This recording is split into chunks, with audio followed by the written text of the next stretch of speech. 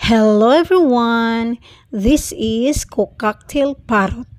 The cocktail is also known as the Wiru or Quarion. It's a medium-sized parrot that is member of its own branch of the Cockatoo family endemic to Australia. A cocktail is a type of small parrot with a few unique traits. If you're thinking about purchasing a cocktail, you might want to know how to tell the difference between males and females and how they behave. Cocktail characteristics. Cocktails are slender birds weighing around 80 grams. Cocktails are talented mimics and can learn to replicate a wide variety of sounds, from cell phone rings to other birds' calls. However, each bird is unique, and their ability to mimic may vary.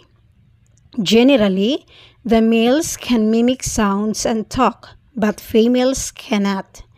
Cocktails are a species of parrot native to the semi-arid region of Australia. According to BirdLife, Australia's largest bird conservation organization, they prefer a range of environments from open spaces where they can forage on the ground to thick rainforest. How to train cocktail parrot?